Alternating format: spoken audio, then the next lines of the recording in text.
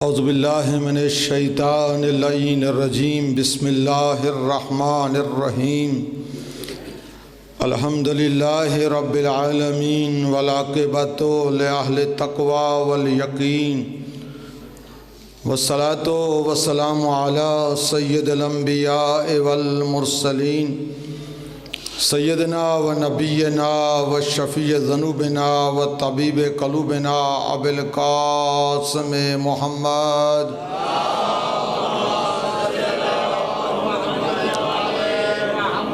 و آلہ الطیبین الطاہرین المعصومین الذین اذہب اللہ عنہم الرجس و طہرہم تطہیرا۔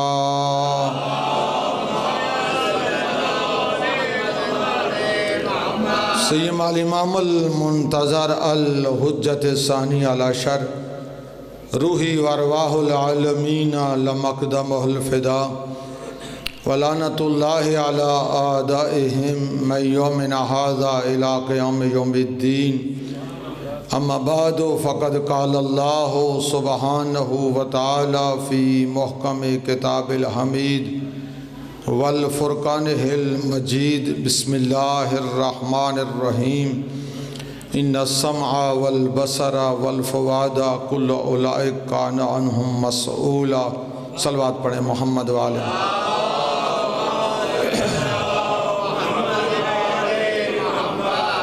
دعا گو ہوں پروردگار عالم بحق احب الخلق محمد و آل محمد۔ بانی مجلس برادران سادات کی یہ صف اعضاء کا اہتمام، یہ عزاداری، یہ ماتمداری، یہ خرچ اخراجات، نظر و نیاز، یہ محبت، یہ مودت، یہ خلوص پروردگار عالم اپنی بارگاہ میں، بارگاہ اہل بیت نبوہ میں منظور و مقبول فرمائے۔ ان برادران کی توفیقات خیر میں اضافہ فرمائے، اور آپ جتنے چل کر آئے ہیں، جو حاجات شرعیہ لے کر آئے ان کو پورا فرمائے۔ آقا و مولا امام زمان علیہ السلام کے ظہور میں تعجیل فرمائے، اور ہم سب کو امام زمان کے نوکرو چاکرو میں شمار فرمائے۔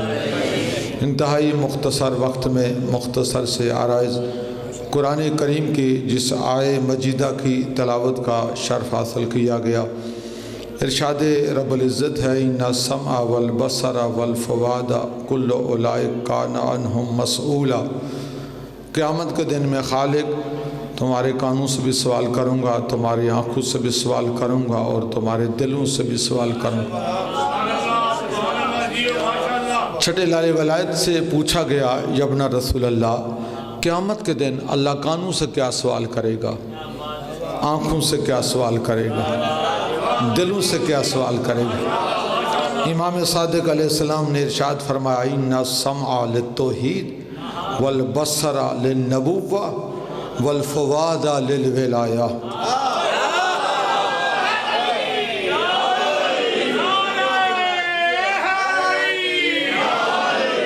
قیامت کے دن اللہ کانوں سے اپنی توحید کے بارے میں سوال کرے گا، اور آنکھوں سے نبوت کے بارے میں سوال کرے گا، اور دلوں سے ہم آل محمد کی ولایت کا سوال کریں گا۔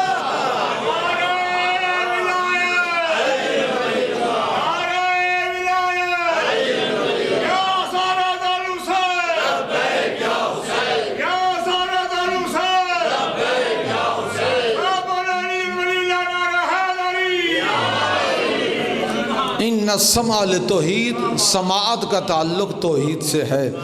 حضرت آدم علیہ السلام سے لے کر حضرت خاتم علیہ السلام تک اللہ کی طرف سے جتنے انبیاء آئے، جتنے مرسلین آئے، جتنے حجج آئے، سب نے اللہ کی توحید کے بارے میں بتلایا ہے، کسی نے توحید کو دکھلایا نہیں ہے، اس لیے کہ توحید دیکھنے کے قابل نہیں ہے، توحید رویت میں آتی نہیں ہے، توحید دیکھنے میں آتی نہیں ہے۔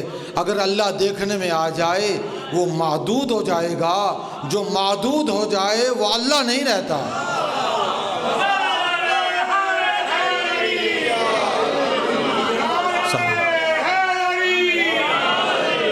سارے انبیاء نے، مرسلین نے، حجج نے اللہ کی توحید کے بارے میں بتلایا ہے، اور سب نے اس کی توحید کی تبلیغ و ترویج کی ہے۔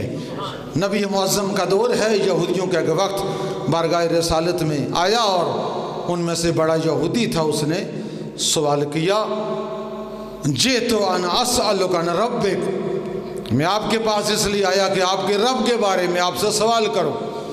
نبی معظم نے ارشاد فرمایا، سلم شیط، ایک میرا رب نہیں، رب کی جتنی مخلوقات ہیں ان کے بارے میں بھی پوچھ سکتا ہے۔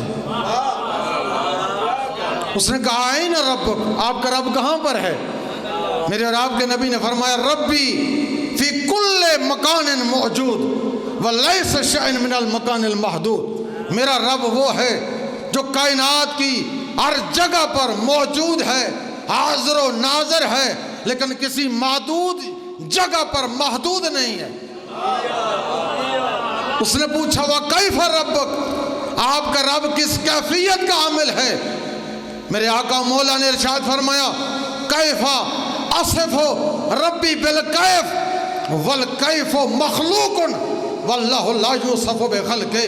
ارے تو نے میرے رب کی کیفیت کے بارے میں سوال کیا، میرا رب وہ ہے جو کیفیت سے نہیں پہچانا جاتا، اس لیے کہ کیفیت خود ایک مخلوق ہے، میرا خدا وہ ہے جو مخلوقات سے بالا و بلند ہے۔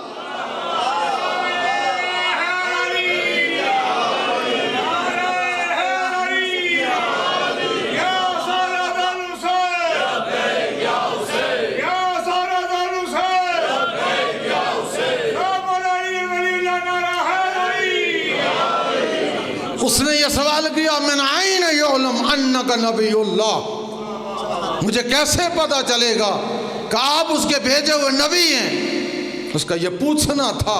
روایت کے الفاظ ہیں، فما بقی حولہ حجر و شجر وغیر ذالک الا تکلم بلسان عربی مبین یا صحبت انہ رسول اللہ۔ جیسے اس نے سوال کیا کہ مجھے کیسے پتا چلے گا کہ آپ اس کے بھیجے ہوئے نبی ہیں، کہ اس کے اطراف سے حجر و شجر نے بلند آواز میں پکارنا شروع کیا، یا صحبت انہ رسول اللہ، ارے ہم گواہی دیتے ہیں کہ یہ اللہ کا رسول ہے۔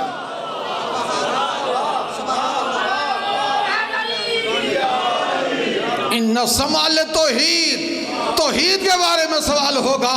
اسی توحید پر نہج البلاغہ کے خطبے، دعائے صحیفہ علویہ کے خطبے، اور صحیفہ سجادیہ میں امام سجاد کی وہ دعائیں، اور مفاتح الجنان میں دعائے جوشن کبیر، دعائے الگما، دعائے یستشیر، دعائے صبا، اور دعائے عرفہ، اور آل محمد کی وہ دعاؤں کا مجموعہ جو توحید پر مشتمل ہے۔ اس لیے امام فرماتے ہیں کہ قیامت کے دن جو تمہارے قانون سے سوال ہوگا وہ اللہ کی توحید کے بارے میں سوال ہوگا۔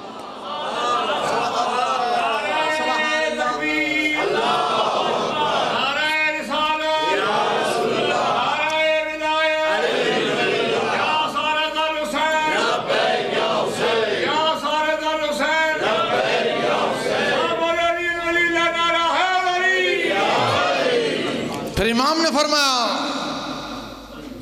بصر سے والبصر، بصر سے نبوت کے بارے میں سوال ہوگا، آنکھوں سے نبوت کے بارے میں سوال ہوگا۔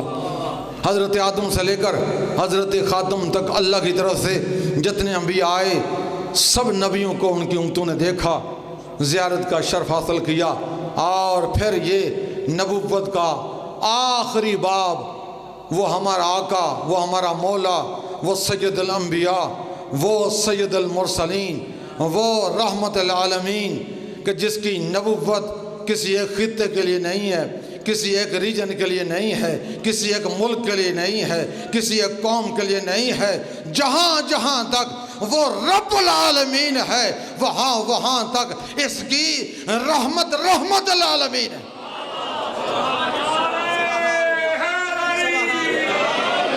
بس ایک جملہ نبوت کے حوالے سے، نبی معظم کو اللہ نے عالمین کے لیے رحمت بنا کر بھیجا، اور اس عظمت و احتشام اور احترام کے عالم میں گزارا جو قرآن کریم میں بیان فرمایا، اے میرے حبیب، جس طرح ہم نے آپ کو صاحب عظمت، صاحب رفت بنایا۔ یہ دنیا والے جو ادنا سے ہیں، یہ پس لوگ کیا جانے کہ تیری شان کیا ہے، تیری عظمت کیا ہے۔ میرے حبیب، تیری شان، تیری رفت، میرا مقام، تیری عظمت قیامت کے دن واضح ہوگی۔ وَكَيْفَ بِإِذَا جِئْنَا مِنْ كُلِّ أُمَّةٍ بِشَهِيدٍ وَجِئْنَا بِكَ عَلَىٰ هَؤُلَاءِ شَهِيدًا۔ میرے حبیب قیامت کے دن ہر نبی اپنی امت پر گواہی دے گا۔ ہر نبی کی گواہی پر اس کی امت کے درجات بلند ہوں گے، لیکن میرے حبیب یہ آپ کی شان ہوگی کہ آپ ہر نبی پر گواہی دیں گے۔ ارے نبی اپنی امتوں پر گواہی دیں گے، ہر نبی کی گواہی پر اس کی امت کے درجات بلند ہوں گے۔ میرے حبیب آپ سارے نبیوں پر گواہ بنیں گے، آپ کی گواہی پر نبیوں کے درجات بلند ہوں گے۔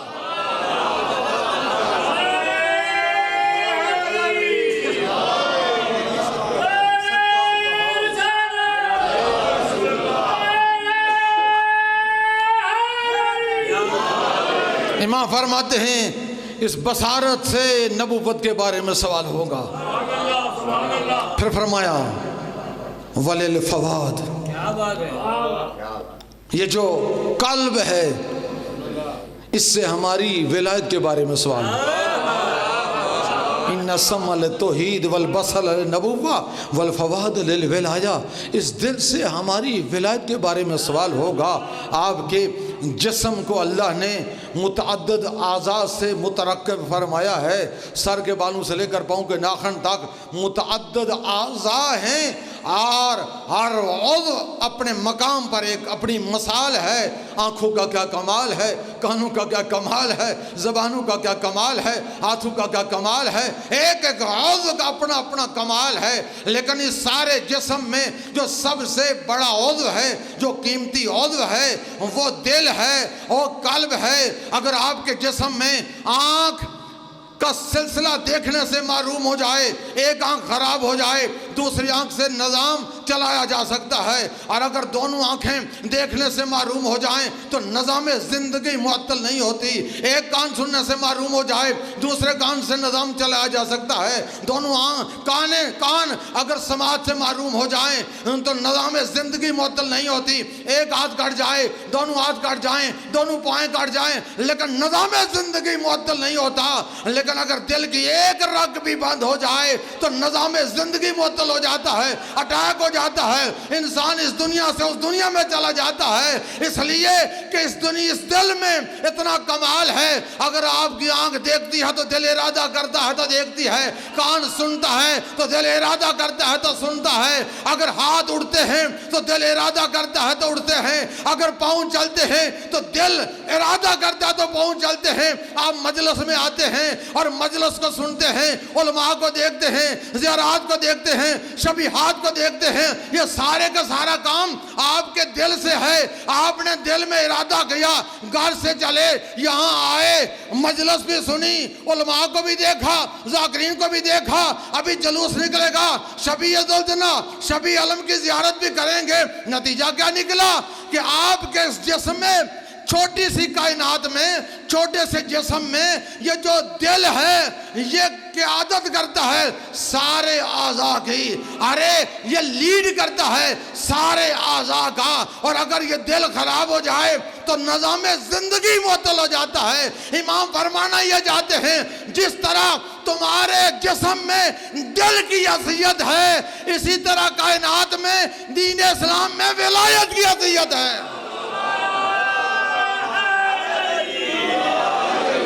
اگر ولایت چلی گئی، اگر ولایت چلی گئی،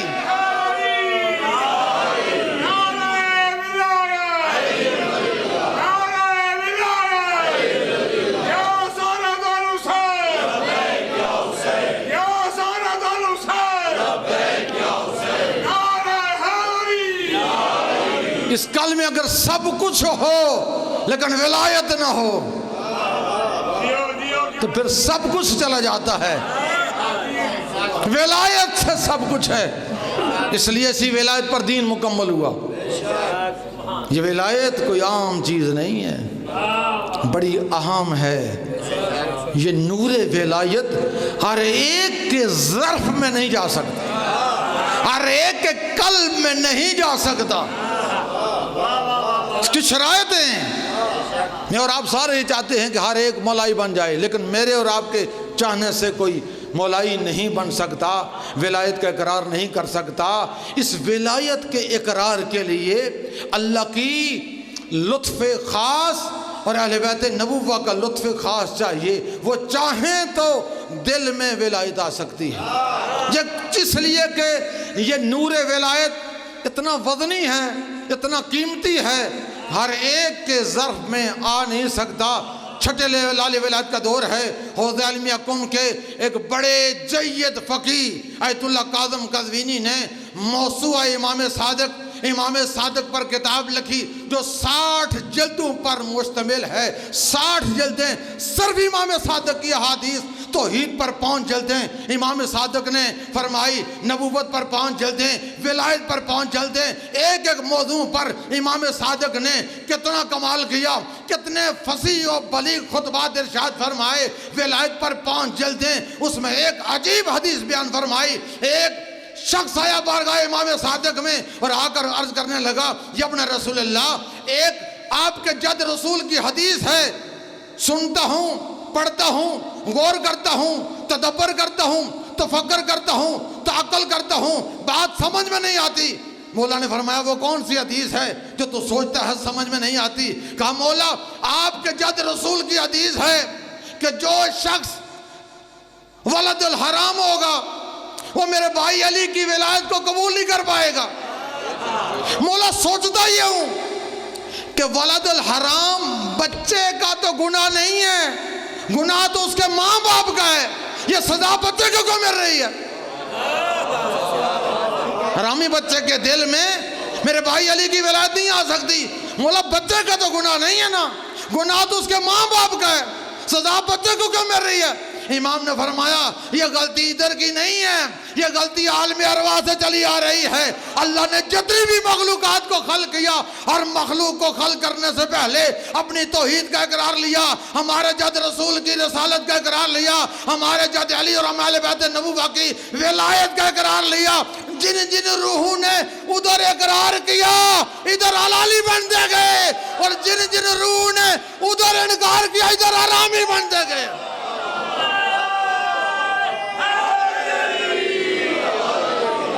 یہ ولایت، یہ نور ولایت ہر ایک کے ظرف میں نہیں جا سکتا.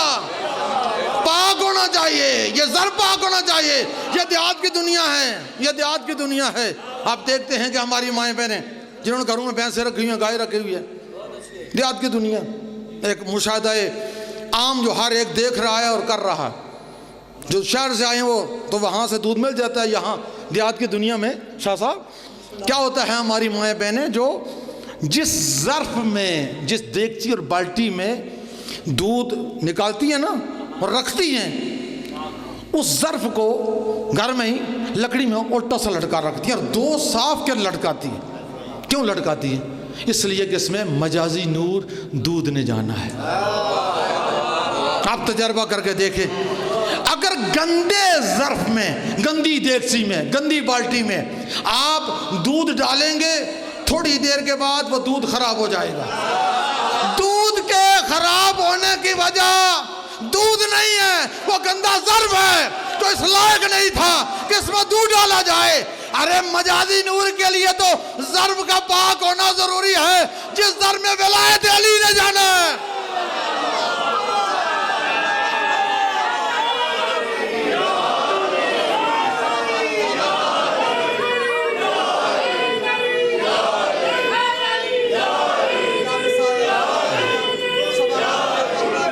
جس ظرف میں ولایت علی نے جانا ہے، اس ظرف کو پاک ہونا کتنا ضروری ہے.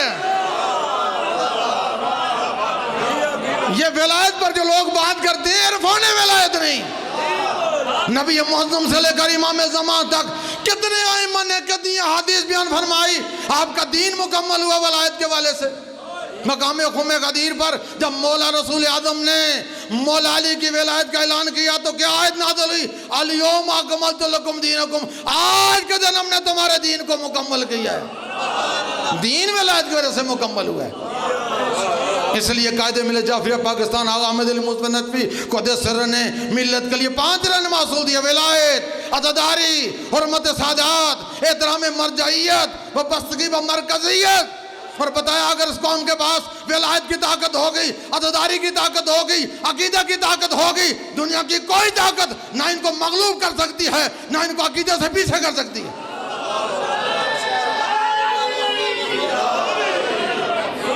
آج ملت میں جو اختلاف ہے، انتشار ہے، خدا کی قسم، مصطفیٰ کی قسم، اگر عقیدہ ولایت میں مجتمع ہو جائیں، یہ اختلاف ختم ہو جائے گا، یہ انتشار ختم ہو جائے گا، یہ دکانیں لوگوں کی ختم ہو جائیں گی۔ ولایت محل اختلاف نہیں، محل تجمع تشیع کا نام ہے۔ تشیع کی اجتماعیت کا راز اس ولایت میں، تشیع کی طاقت کا نام عزاداری ہے۔ یہی ہاتھ جو آپ کے اٹھتے ہیں، یہی آنسو جو عام کے آنکھوں سے نکلتے ہیں، دنیا کو کیا علم کہ کتنے قیمتی ہے یہ آنسو، کیا لطف ہے، کیا مہربانی ہے اہل بیت نبوہ کی جہاں مجلس ہوتی ہے۔ ہر ایک نہ مجلس کرا سکتا ہے نہ سن سکتا ہے، خدا کی قسم۔ 5ویں لال ولایت کا فرمان ہے دنیا میں۔ بس آخری بات آپ کی زحمت ہوں، 5 سرکار نے فرمایا، 5ویں لال ولایت فرمایا دنیا میں کچھ ایسے مقامات ہیں جو جنت کا درجہ رکھتے ہیں دنیا میں۔ صحابی نے پوچھا، مولا وہ کون سے مقامات ہیں؟ کہا پہلا مقام خانہ کعبہ، بین خانہ کعبہ کے مقام ابراہیم اور خانہ کعبہ کے درمیان، بین الرکن والمقام اور روضۃ من ریاض الجنہ۔ امام باقر کا فرمان، کتاب کا نام تمنائے ابرار، ایران حوزہ علم کم سے لکھی گئی۔ پہلا مقام جو دنیا میں جنت کا درجہ، مابین رکن والمقام روضۃ من ریاض الجنہ۔ دوسرا مقام مدینہ منورہ، مرکز نبی، جہاں رسول نے فرمایا مابین قبری و ممبری روضۃ من ریاض الجنہ، میری قبر اور میرے ممبر کے درمیان جنت کے ٹکڑوں میں سے ایک ٹکڑا ہے۔ جو آپ میں سے حج کرنے والے، عمرہ کرنے والے ہیں، ریاض الجنہ، جہاں آپ جا کر 2 رکعت نماز پڑھنے کی جائے، ریاض الجنہ، جنت کے ٹکڑوں میں سے ٹکڑا۔ پھر امام فرماتے ہیں نجف اشرف، ہمارے جد علی کا روضہ، جنت کے ٹکڑوں میں سے ٹکڑا۔ کربلائے معلی، میرے جد حسین کا روضہ، جنت کے ٹکڑوں میں سے ایک ٹکڑا۔ پھر امام فرماتے ہیں مشہد مقدس، ہمارے بیٹے رضا کا روضہ، روضۃ من ریاض الجنہ۔ بیان کرتے کرتے کرتے امام باقر فرماتے ہیں پھر دنیا میں وہ ٹکڑا جہاں ہمارے جد حسین کی مجلس کا اہتمام ہو، لوگ آ جائیں، وہ جنت کے ٹکڑوں میں سے ایک ٹکڑا ہے۔ فرمایا بارز الجنہ،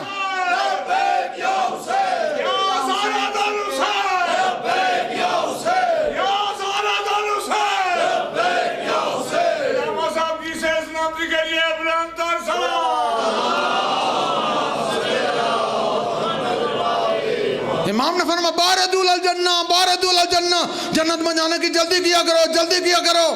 صحابی نے پوچھا یا ابن رسول اللہ الیس الجنہ فی الآخرہ، کیا جنت آخرت میں نہیں ہے؟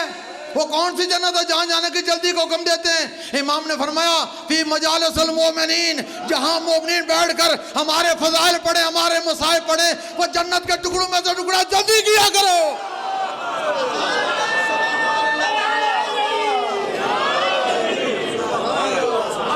اس لیے تاریخ نفاذ فقہ جعفریہ جس کی قیادت آقا موسوی نے کی، فرمایا کہ لوگ عزادار بنے، ماتمدار بنے، آل محمد کے کردار کو مشعل راہ بنے، آل محمد کے کردار کو۔ اور وہی وہ رحلت فرما چکے ہیں، چلے جا چکے ہیں، رخصت ہو چکے ہیں، لیکن مومن مرتا نہیں ہے، مومن شہید ہوتا ہے۔ آج ان کے خطوط اور نقوش اور افکار موجود ہیں، انہیں خطوط اور افکار اور نقوش کو آگے بڑھاتے ہوئے قوم نے جو ہمارے کندھوں پر خدامی ڈالی، اب سربراہی کہتے ہیں، میں خادم کہتا ہوں۔ انشاءاللہ اس مجلس اعزاز میں ہم آقا موسوی کی روح سے یہ وعدہ کرتے ہیں کہ آقا موسوی جو آپ نے نقوش چھوڑے، جو افکار چھوڑی، جو عقیدہ ولایت چھوڑا، جو عقیدہ عزاداری چھوڑا، جو کردار چھوڑا، جو آل محمد کی سیرت چھوڑی، تقوی چھوڑا، ہم اس کو مشعل راہ بناتے ہوئے آقا حسین بادشاہ اور ان کا جو آبائے طاہرین اور ان کے ابنائے طاہرین اور ان کے بیٹے امام زمان سے وعدہ کرتے ہیں کہ ہم اس مشن کو آگے بڑھائیں گے اور تشیع کو مجتمع کریں گے، اور جو بھی تشیع کے حقوق پر ڈاکہ ڈالے گا ہم اس کا رستہ روکیں گے۔ ابھی بھی جو ترمیمی بل پیش ہوا ہے ہم ہر جگہ پر اس کی مذمت کر رہے ہیں اور انشاءاللہ مسترد کرتے ہیں، کنڈم کرتے ہیں، اور انشاءاللہ ابھی وزارت داخلہ میں کمیٹی بنا دی گئی۔ اس سے پہلے بھی کالعدم تنظیم نے جو بنیادی بل پیش کیا تھا لاہور میں، آگے مسلم نے پریس کانفرنس کر کے اور 25 رجب کو گزشتہ سال پورے پاکستان پر احتجاج کر کے اس بل کو مسترد کرایا تھا، اور صدر عارف علوی نے لیٹر لکھا تھا اور وہ بل مسترد ہوا۔ انشاءاللہ یہ بل بھی مسترد ہوا اور ہوگا، اور یہ بل بلوں میں جائے گا، اور آپ کی قوم وہی قوم ہے جس پر کوئی عقیدہ مسلط نہیں کیا جا سکتا۔ ہم آل نبی کے بھی احترام کے قائل ہیں اور اہل بیت نبی کے بھی قائل ہیں، اصحاب نبی کا بھی احترام کرتے ہیں، ازواج نبی کا بھی احترام کرتے ہیں۔ 40 سال سے آقا موسوی 8 شوال کو یوم انہدام جنت البقیع منا رہے ہیں۔ اس لیے منا رہے ہیں کہ جن لوگوں نے رسول کی اہل بیت کے مزارات کو منہدم کیا، ازواج رسول کے مزارات کو منہدم کیا، اصحاب رسول کے مزارات کو منہدم کیا، ہم ان کی مذمت کرتے ہیں اور دنیا پر واضح کرتے ہیں کہ عالم اسلام کے مسائل کا واحد حل یہ ہے کہ جن لوگوں نے رسول کی بیٹی، رسول کے اہل بیت، رسول کے ازواج، رسول کے اصحاب کے مزارات کو منہدم کرایا، ان کو سر نو تعمیر کرایا جائے۔ ہم تو ان کی مذمت کرتے ہیں جنہوں نے اصحاب کی توہین کی، جنہوں نے ازواج کی توہین کی، جنہوں نے اہل بیت کی توہین کی۔ لیکن ایک فرق بیان تو موجود ہے، اصحاب اور اہل بیت میں فرق تو ہے۔ اور ایک کتاب کا نام سیرت صحابہ ہے، تیسرے صحابی نے اصحاب کے درمیان یہ بحث چڑھ گئی کہ یہ اللہ نے رسول کا سایہ کیوں نہیں بنایا۔ تیسرے خلیفہ نے یہ توجیہ بیان کی، اے اصحاب میں تمہیں بیان کرتا ہوں اللہ نے ہمارے آقا رسول کا سایہ کیوں نہیں بنایا۔ سایہ اس لیے نہیں بنایا، ہم اصحاب رسول کے ساتھ ساتھ ہوتے ہیں، کہیں ہم اصحاب کے قدم رسول کے سائے پر نہ آ جائیں، اس لیے اللہ پاک نے ہمارے نبی کا سایہ نہیں بنایا۔ ارے خود تو خلفاء نے یہ بات واضح کر دی، اصحاب انہیں کہتے ہیں جن کے قدم رسول کے سائے پر نہیں آ سکتے، اہل بیت انہیں کہتے ہیں جن کے قدم دوش رسول پر آ جاتے ہیں۔